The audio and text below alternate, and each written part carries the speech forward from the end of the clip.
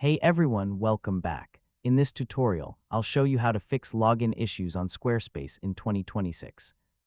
So if you can't sign in, your password isn't working, or the page just won't load, don't worry. We'll go through the fixes step by step. First, make sure you're entering the correct email and password. Even a small typo can block your login, so take a moment and recheck everything carefully. If you still can't log in, click Forgot Password and reset it. You'll get a recovery email, so follow the instructions and set a new password. Next, make sure your internet connection is stable. A weak or unstable network can stop the login page from loading properly. Now try clearing your browser cache and cookies. Old stored data can sometimes block the login process without you realizing it.